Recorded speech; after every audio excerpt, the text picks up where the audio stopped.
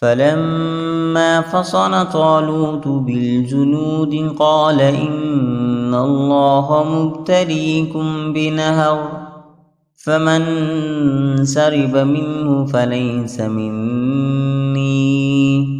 ومن لم يطعمه فإنه مني إلا من اغترف غرفة بيده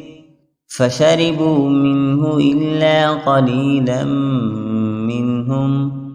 فلما جاوزه هو والذين آمنوا معه قالوا لا طاقة لنا اليوم بجالوت وجنوده قال الذين يظنون أنهم ملاقو الله كم من فئة قليلة غلبت فئة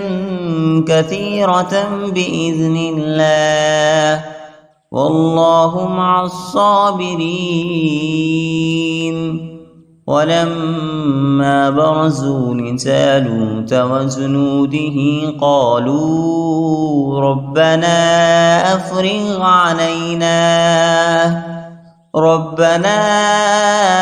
أفرغ علينا صبرا وثبت أقدامنا وانصرنا على القوم الكافرين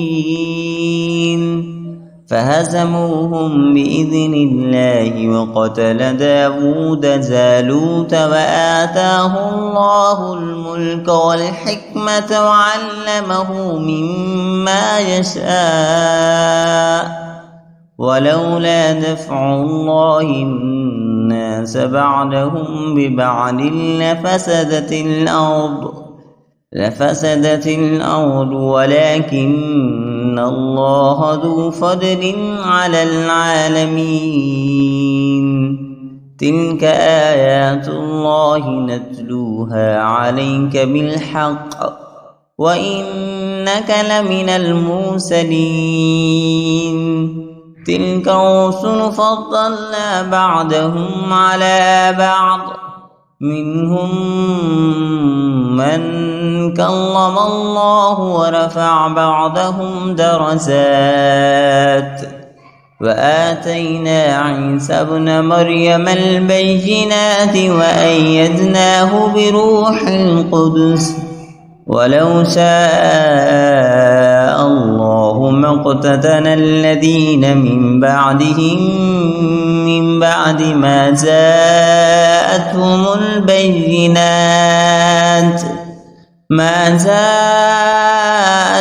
البينات ولكن اختلفوا فمنهم من آمن ومنهم من كفر ولو شاء الله ما اقتتلوا ولكن الله يفعل ما يريد.